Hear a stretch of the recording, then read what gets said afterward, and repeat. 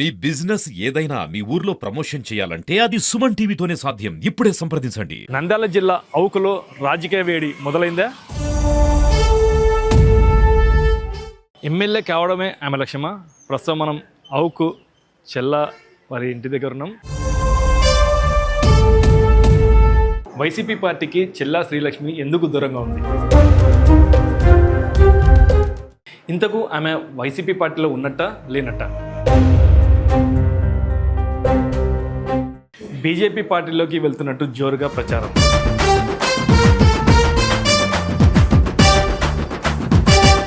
చెల్లా శ్రీలక్ష్మి గారు ఏం చెప్తారో మనం విందాం.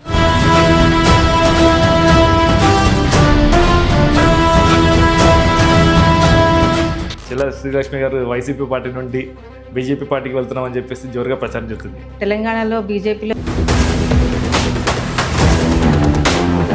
యాక్టివ్ పార్టీకి దూరంగా ఉన్నారంటారు. అయితే ఇప్పుడు పార్టీకి దూరంగా ఉన్నారా లేకుంటే మీరు వేరే పార్టీకి చేరనీకే దూరంగా ఉన్నారా? అంటే పార్టీకి దూరంగా ఉన్నాను. అంటే ఇప్పుడు వైసీపీ పార్టీలో ఉన్నట్ట లేనట్ట? పార్టీలో లేదు, ఇంకా లేదన్నట్టు పార్టీలో లేదు. వైసీపీ పార్టీలో లేరు అని చెప్పారు. మరి రాజీనామా చేశారా? రేపు స్థానిక సంస్థల ఎలక్షన్స్ వస్తే జెడ్పీటీసీగా మళ్ళీ అవకాశం వస్తే పోటీ చేస్తారా లేదా? లేదు, జెడ్పీటీసీకి అయితే పోటీ చేయలేదు. రాజకీయంగా మీ కుటుంబంలో విభేదాలు వచ్చాయా లేకుంటే ఆస్తుల పరంగా మీకు విభేదాలు వచ్చాయా? రెండు ఉండొచ్చు. ఆస్తి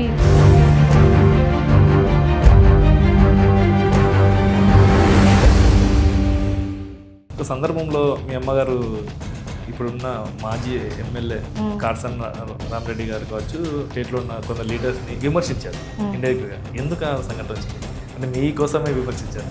కొన్ని ఇన్సిడెంట్స్ అయితే జరిగినాయి. అంటే దానివల్ల పేరెంట్స్గా ఆబ్వియస్లీ బాధపడతారు. అంటే ఒక ఆడపిల్ల ఇంత ఫైట్ చేస్తుంది, అదే భగీవుని ఉంటే వీళ్ళెవరు మాట్లాడి ఉండేవాళ్ళు కాదు కదా.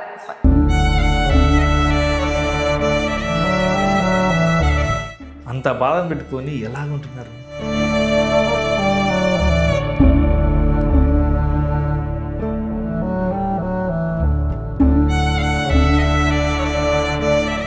భగీ బతుకుంటుండే ఇప్పుడైతే ఎవరైతే మాట్లాడుతున్నారో ఏ కుక్క మాట్లాడి ఉండేది కాదు.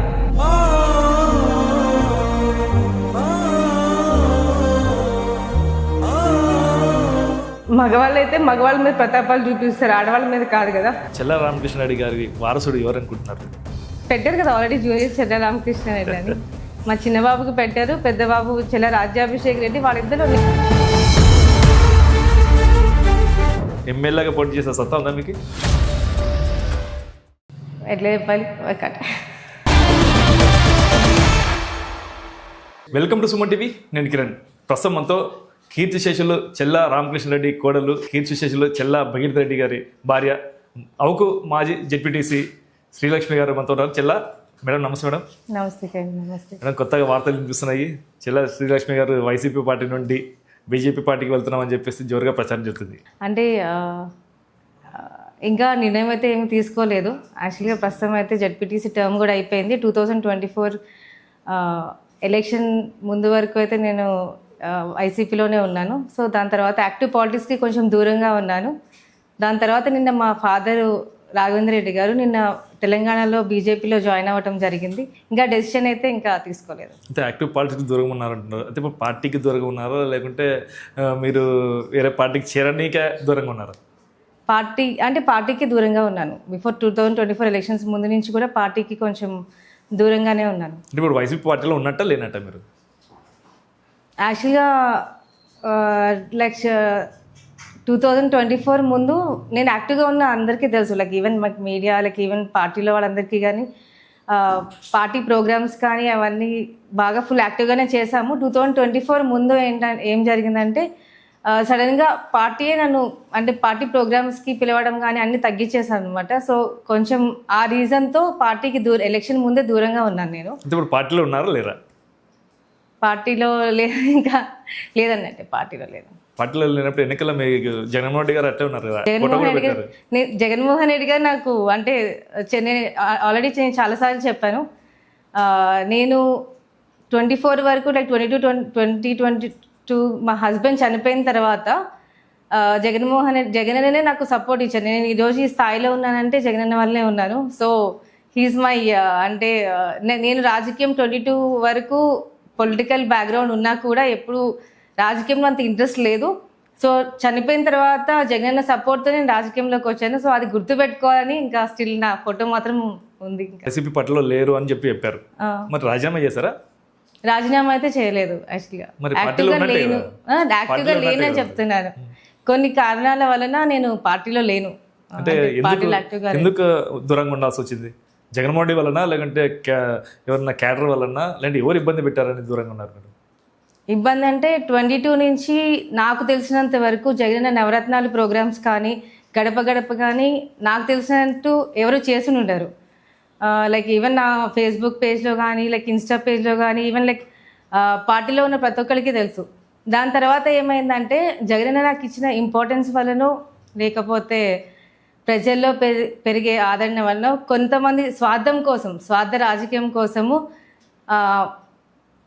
ఏమంటారు పొలిటికల్ నాలెడ్జ్ లేని కొంతమంది జోకర్స్ని తీసుకొచ్చి వాళ్ళని హైలైట్ చేస్తే ఆబ్వియస్లీ పార్టీ కోసం పనిచేసిన నాలాంటి వాళ్ళకి, అంటే నాలాంటి వాళ్ళ కోసం నేను మాట్లాడుతున్నాను. ఇది పదవి తీసుకుని పార్టీ కోసం పనిచేయని జోకర్స్ కొంతమంది ఉంటారు. వాళ్ళని హైలైట్ చేసి గ్రౌండ్ లెవెల్లో నుంచి మేము వర్క్ చేసిన మమ్మల్ని పార్టీ ప్రోగ్రామ్స్కి పిలవకుండా, అంటే మెయిన్ ఫైనల్గా ఏం చెప్పాలి అంటే మేము కానీ నా చుట్టూ ఉన్న వాళ్ళు కానీ మేము సెల్ఫ్ రెస్పెక్ట్ చూస్తాం. అంటే కనీసం నా చుట్టూ ఉన్న వాళ్ళు మేము ఎక్కడికి వెళ్ళినా కూడా మా అమ్మాయికి ఒక రెస్పెక్ట్ ఇవ్వాలి. సో ప్రతి ప్రోగ్రాంలోనూ మాకు ఒక ఇంపార్టెన్స్ ఉండాలని మేము కోరుకుంటాం. ఎందుకంటే మేము పార్టీ కోసమే పనిచేస్తాం. 22 నుంచి 24 వరకు ఈవెన్ నా పిల్లల్ని హైదరాబాద్లో పెట్టి చదివించుకుంటూ, అంటే మా మదర్ అక్కడ ఉన్నారు, అక్కడ చదివించుకుంటూ నేను పార్టీ కోసం ఆయన చేసిన హెల్ప్కి నేను ఆయన మీద గౌరవంతో పార్టీ కోసం పనిచేశాను హార్డ్ కోర్గా. చేసినప్పుడు పార్టీ ప్రోగ్రామ్స్కి కానీ దేనికి పిలవకుండా అవాయిడ్ చేసుకుంటూ ఇంపార్టెన్స్ ఇవ్వకుండా ఉంటే మాకంటూ కొంచెం సెల్ఫ్ రెస్పెక్ట్ ఉంటుంది కదా. జగన్మోహన్ రెడ్డి మీకు సపోర్ట్ చేయలేదా? ఇంపార్టెంట్ ఇవ్వలేదా? జగన్ ఇచ్చారు. జగన్ పార్టీ ఎవరిది? YCP party. YCP party Jaganmohan Reddy. మరి ఎక్కడ తేడా కొడుతుంది? వైసీపీ ఎక్కడ యాక్చువల్లీ పార్టీ జగన్ అన్నది. సో ఏంటంటే ప్రతి ఒక్కటి మేము జగన్కి వెళ్ళి చెప్పుకోలేము కదా. సో బీయింగ్ ఏ లేడీ ఏంటంటే నేను ప్రతిదీ వెళ్ళి, అంటే ఆయన నాకు ఇన్స్పిరేషన్. ఇప్పుడు బీయింగ్ ఏ లేడీ నేను పార్టీలో ఉన్నానో లేకపోతే యాక్టివ్గా ఉన్నానో నా మీద చాలా చెప్పారు. అంటే కొంతమంది మూర్ఖులు, నేను సోకాల్ జోకర్స్ అని చెప్తున్నాను కదా, వాళ్ళు చెప్పింది కొంతమంది జగనన్న కింద క్యాడర్, ఇప్పుడు ఎవరైతే చెప్తున్నారో కింద కొంతమంది క్యాడర్ వాస్తవాలు తెలియకుండా, లోకల్ పొలిటికల్ సినారియో తెలియకుండా వాళ్ళకే సపోర్ట్ చేశారు. కానీ నేను ఎప్పుడు వెళ్ళి జగనన్నని నేను కంప్లైంట్ చేయలేదు. ఎందుకంటే బికాస్ కంప్లైంట్ చేసామంటే మనం వీక్ అయిపోతామని ఒక ఇది ఉంటుంది. ప్లస్ ఆ హార్డ్ టైంలో, అంటే ఎలక్షన్ ముందు టైంలో నేను వెళ్ళి కంప్లైంట్ చేస్తే కనుక పార్టీకి నష్టం కదా. సో పార్టీకి నష్టం. నేను అప్పుడు వచ్చి బయట చెప్తే పార్టీకి నష్టం, పార్టీ నుంచి పక్కకి వెళ్తే పార్టీకే నష్టము. సో జగనన్న నాకు చేసిన హెల్ప్కి నేను నిజంగా ఆయన ఫోటో ఆయన దేవుడిలాగా భావిస్తాను. సపోర్ట్ చేశాడు మీకు బాగా. జగన్ సపోర్ట్ చేశారు. జగన్ సపోర్ట్ చేశారు. మరి నమ్మకంతో అనుకోకుండా దూరంగా ఉంటున్నారు. నేను అదే చెప్తున్నాను, జగన్ సపోర్ట్ చేశారు. కానీ కింద ఉన్న ఎవరైతే ఉన్నారో, ఇప్పుడు జగన్ మీద మీకు నమ్మకం లేదంటారు? జగన్ మీద నమ్మకం ఉంది. నేను జగన్ కోసం పనిచేశాను, పార్టీ కోసం ఇప్పుడు పని చేయట్లేదని చెప్తున్నాను. ఇప్పుడు అధికారం కోసమే దూరం అవుతున్నారు. ఇక్కడ అధికారం లేదు వైసీపీ పార్టీలో, పార్టీ మారనికే సిద్ధంగా ఉన్నారంటున్నారు. అధికారం కోసమే నేను ఉన్నాను అంటే 22లో 2021లో January 1 మా మామగారు చనిపోయారు. దాని తర్వాత మా హస్బెండ్కి భగీరథ రెడ్డి గారికి ఎమ్మెల్సీ వచ్చింది. వచ్చిన తర్వాత నేను ఎప్పుడు కానీ వెళ్ళి జగన్మోహన్ రెడ్డిని, అంటే మా మావయ్య ఫ్యామిలీ మెంబర్స్, ఫ్యామిలీ మెంబర్స్, మిగతా వాళ్ళంతా వెళ్ళి పదవి కావాలి, ఎమ్మెల్సీ పదవి కోసం ట్రై చేశారు. కానీ నేను ఎప్పుడు కానీ ఎవరిని నాకు ఎమ్మెల్సీ పదవి, అంటే నా హస్బెండ్ పదవి యూజువల్లీ మీరు చూడొచ్చు, హస్బెండ్ది వైఫ్కే వస్తూ ఉంది, ఆర్ ఫాదర్ది సన్కో. నేను ఎప్పుడు కానీ జగన్మోహన్ రెడ్డి నాకు ఎమ్మెల్సీ కావాలనో లేకపోతే నాకు ఈ పదవి కావాలని చెప్పి నేను వెళ్ళి అడగలేదు. సో ఎప్పుడు I'm happy with ZPTC. Like నేను జెడ్పీటీసీగా నేను హ్యాపీగా ఉన్నాను. నేను ఆయన కోసమే పనిచేశాను. నేను పదవి కోసం నేను ఆరాటపడి అడగాల్సి ఉంటే కనుక ఆ రోజు నేను ఎమ్మెల్సీ పదవి నేను గట్టిగా ఉండేదాన్ని కదా. సో అట్లా ఎట్లా చెప్తాను ఎందుకు నేను రాలేదు 10 మరి కోసం? ఎమ్మెల్సీ పదవి? మీరు అన్నారు కదా, నేను అడగలేదు యాక్చువల్లీ, అడగలేదు. నేను అసలు అడగలేదు. అడిగితే ఇస్తుంటారా? మేబీ ఇచ్చుండే వాళ్ళేమో మరి తెలియదు మరి. బికాస్ నేనేమనుకుంటానంటే సరే మా మామయ్య గారి దగ్గర నుంచి మా హస్బెండ్కి వచ్చింది. సో జగన్ ఏంటంటే నన్నుగా గుర్తించాలి. అంటే ఇప్పుడు పదవి తీసుకుని పని చేస్తాము, అది ఉండదు కదా. సో చెల్లా శ్రీలక్ష్మి లాగానే గుర్తించాలి అని నేను అనుకున్నాను. రాజకీయంగా మీ కుటుంబంలో విభేదాలు వచ్చాయా, లేకుంటే ఆస్తుల పరంగా మీకు విభేదాలు వచ్చాయా? రెండు ఉండొచ్చు, ఆస్తి పరంగాను రాజకీయంగాను. మీరు సంవత్సరం తర్వాత పార్టీ మారే ఆలోచన ఉంది అని చెప్పారు. మరి ఏ పార్టీకి వెళ్ళే ఆలోచన ఉంది? అంటే సంవత్సరం యాక్చువల్గా నా కిడ్స్ ఇంకా చిన్నపిల్లలు, లైక్ 10th, ఇప్పుడు ఇంటర్, ఇప్పుడు పీక్ స్టేజ్. నా అవసరం ఎంతో ఉంది. ఆల్రెడీ 2 years నేను పార్టీ కోసం వాళ్ళని చదువులు కానీ యాక్చువల్ చెప్పాలంటే వాళ్ళు హాఫ్ టైం నాతోనే ఉన్నారు. సో ఇప్పుడు 10th అండ్ ఇంటర్కి వచ్చారనమాట. సో 1-2 years తర్వాత ఎక్కడైతే సెల్ఫ్ రెస్పెక్ట్ ఉంటుందో అండ్ మా కార్యకర్తలు కానీ ప్రజలు అభిప్రాయం ప్రకారం అప్పుడు డిసైడ్ అవుదామని అనుకుంటున్నాను. వైసీపీ పార్టీలో అయితే ఉండరు, అది ఫ్యూచర్ అనే కాలం నిర్ణయిస్తుంది. మీరు ఎట్లా చెప్తారు వైసీపీలో ఉంటానే ఉండాలి అనేది? ప్రస్తుతానికైతే లేను యాక్చువల్గా. అంటే ఇక్కడ గౌరవం లేదంటారు? జగన్ గురించి, పార్టీ గురించి అయితే చెప్పలేను నేను.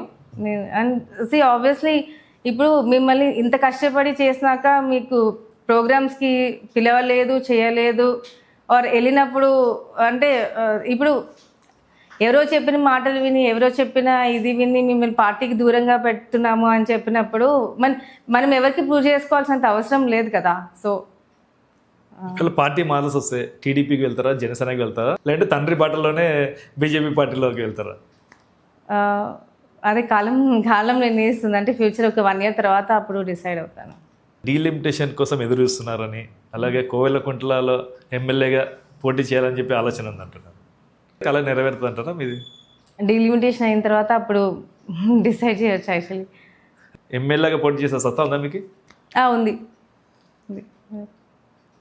ఎట్లా, ఏ బలంతో చెప్తున్నారు మీరు? అంటే ఆబ్వియస్లీ మా మామయ్య గారు అంటే క్యాడర్ కానీ లైక్ లోకల్ పబ్లిక్ కానీ, సో వాళ్ళు చూపించే ఆదరణ బట్టి ఇప్పుడు మనం ఎమ్మెల్యే అనేది ఊరికి ఇంట్లో కూర్చునో లేకపోతే చెప్పేసుకుంటే అయిపోం కదా. ప్రజల ఆదరణ బట్టి చెప్పగలం లైక్ అవుతారా లేదా అనేది. అంటే మీకు సో బికాస్ దాట్ మీన్ నేను ఈరోజు ఈ స్థాయిలో ఉన్నానంటే వల్లనే కదా. సో వాళ్ళ సపోర్ట్ వల్లనే నేను చెప్పగలను. కుటుంబం సపోర్ట్ లేదు, ఇటు రాజకీయంగా కొందరు సపోర్ట్ లేదు, మీరు సోలోగా సింగిల్గా ఎంతవరకు ప్రజల్ని మమేకం చేసి వాళ్ళు మీ వైపు తిప్పుకుంటారు? ఇప్పుడు 23 నుంచి ఎవరైతే ఉన్నారో ప్రజలు ఎవరైతే already like it's a personal bonding. ఊర్లో బాండింగ్ ఉంది, కానీ ఈ బాండింగ్ అనేది పొలిటికల్ గా కానీ కొద్ది దూరం ఉన్నారు కదా, ప్రజలకి దూరం ఉన్నట్టే కదా. ప్రజలకి దూరం లేదు. నేను ఎప్పుడు ఆల్మోస్ట్ లైక్ వీక్లీ 5 days నేను ఊర్లోనే ఉంటాను. ఏదైనా అవసరం ఉన్నా కూడా ఫోన్ కాల్స్ అని అయిపోతూ ఉంటాయి. పబ్లిక్కి దగ్గరగా ఉన్నాను. యాక్టివ్ పాలిటిక్స్ దూరంగా పబ్లిక్కి దగ్గరగా ఉన్నానని చెప్తున్నాను. అంటే పాలిటిక్స్ దూరంగా పబ్లిక్కి దగ్గరగా ఉన్నాను. ఫైనల్ పబ్లికే కదా, పబ్లిక్ ఓటింగ్ మనకి కావాలి. పబ్లిక్కి దగ్గరగా యాక్టివ్ పాలిటిక్స్కి దూరంగా ఉన్నాను. రేపు స్థానిక సంస్థల ఎలక్షన్స్ వస్తే జెడ్పీటీసీగా మళ్ళీ అవకాశం వస్తే పోటీ చేస్తారా లేదా? లేదు, జెడ్పీటీసీకి అయితే పోటీ చేయను. జెడ్పీటీసీ అనేది లేదు, ఓన్లీ ఎట్లాగో 2029 ఎలక్షన్స్లో ఎట్లాగో లైక్ భవిష్యత్తు కార్యాచరణ బట్టి 29 ఎలక్షన్స్లో మోస్ట్లీ బరిలో ఉందామని అనుకుంటున్నాను. దాన్ని బట్టి జెడ్పీటీసీ అనేది ఇప్పుడు ప్రస్తుతానికి ఐడియా అయితే లేదు. 2024లో జగన్మోహన్ రెడ్డి గారు మీకు టికెట్ ఇస్తారని చెప్పి ఆశతో ఎదురు చూస్తారు, ఇవ్వలేదు. ఈసారి 29లో ఏ పార్టీ టికెట్ ఇచ్చినా కానీ వెళ్తారా? అది ఫ్యూచర్ భవిష్యత్తులో నిర్ణయించాలి. ఇంకా 1 year తర్వాత నిర్ణయిస్తాను. అంటే చెప్పాను కదా, కార్యకర్తలు లోకల్ ఈక్వేషన్స్ దాన్ని బట్టి ప్రజలు బట్టి మా నియోజకవర్గం ప్రజలు అంటే అప్పుడు డివైడ్ అవ్వకపోతే దాన్ని బట్టి డిసైడ్ అవుతాను నేను. ఒక సందర్భంలో మీ అమ్మగారు ఇప్పుడున్న మాజీ ఎమ్మెల్యే కార్సన్ రామరెడ్డి గారు కావచ్చు, స్టేట్లో ఉన్న కొందరు లీడర్స్ని విమర్శించారు ఇండైరెక్ట్గా. ఎందుకు ఆ సంఘటన వచ్చింది? అంటే మీకోసమే విమర్శించారా? ఆబ్వియస్లీ ఇంకా నా కోసం అంటే పార్టీలో ఉన్నప్పుడు ఈ 23-24లో కొన్ని సిచ్యువేషన్స్ జరిగినాయి. అంటే లైక్ పర్సనల్గా కానీ నన్ను అనటం కానీ కొంతమంది మాటలు విని లైక్ కొన్ని ఇన్సిడెంట్స్ అయితే జరిగినాయి. అంటే దానివల్ల పేరెంట్స్గా ఆబ్వియస్లీ బాధపడతారు. అంటే ఒక ఆడపిల్ల ఇంత ఫైట్ చేస్తుంది, అదే బగివుని ఉంటే వీళ్ళెవరు మాట్లాడి ఉండేవాళ్ళు కాదు కదా.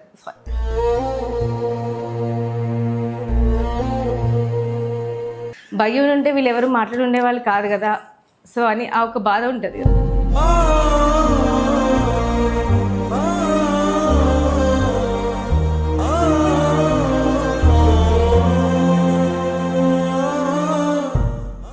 అంత బాధను పెట్టుకొని ఎలాగుంటున్నారు?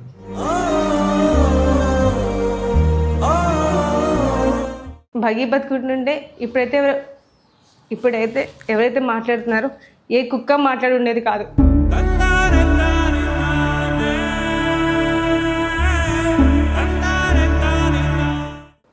వీళ్ళందరూ ఏంటంటే మగవాళ్ళ మీద ప్రతాపాలు చూపిస్తారు, ఆడవాళ్ళ మీద కాదు కదా. అప్పుడు చూపించిన ప్రతాపము ఇప్పుడు చూపిస్తాను అంతే. ఏమైనా రాజకీయంలో ఎదుగుతున్నా ప్రతి కుక్కని చెప్పుతో కొట్టుండేవాళ్ళు.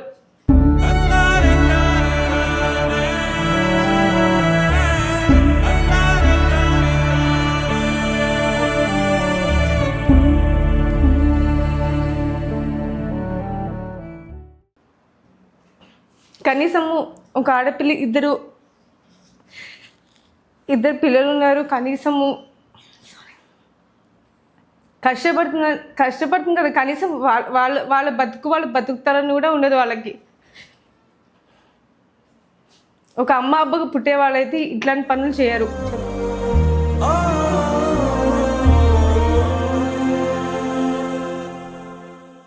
లోకల్ అయితే ఎవరు సపోర్ట్ ఉన్నా లేకున్నా ప్రజల సపోర్ట్ అయితే మీకుంది.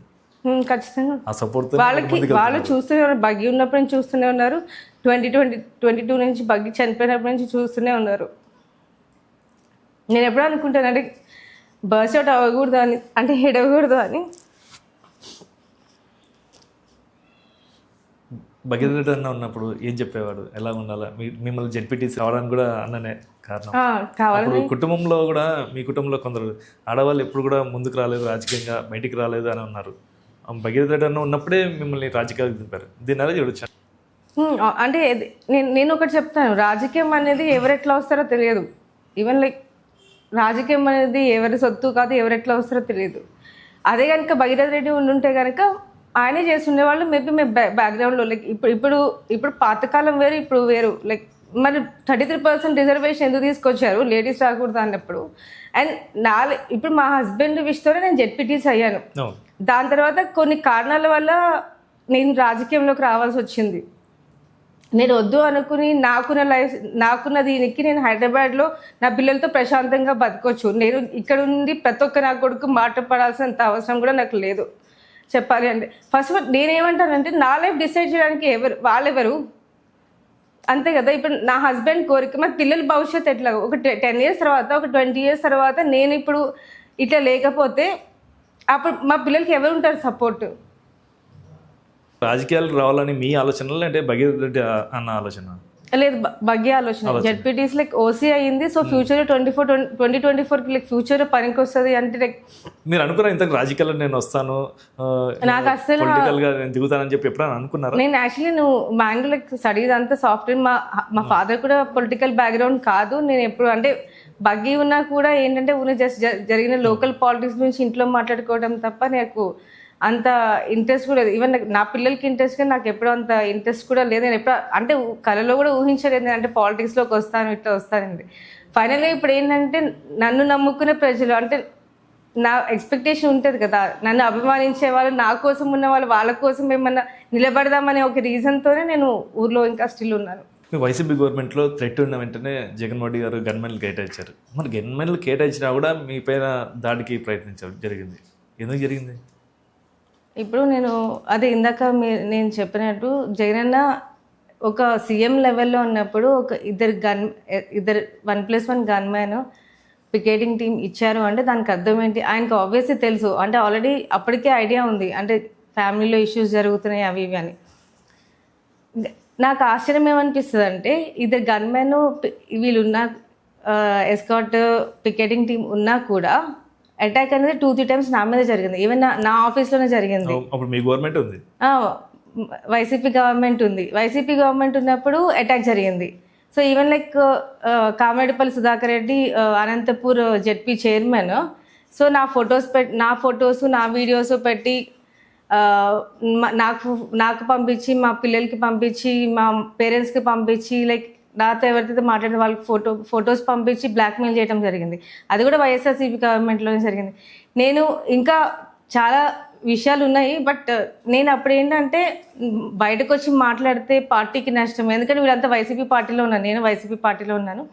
జగన్ మీద అభిమానంతో నేను కామ్గా ఉన్నాను. వైసీపీ పార్టీ మిమ్మల్ని టార్గెట్ చేసిందా?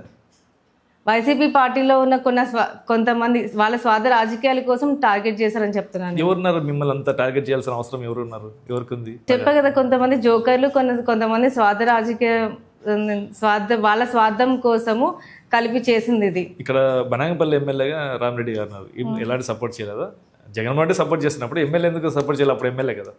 ఇప్పుడు లోకల్గా వచ్చి అటాక్ చేశారు అంటే దానికి అర్థం ఏంటి మీరే తెలుసుకోండి.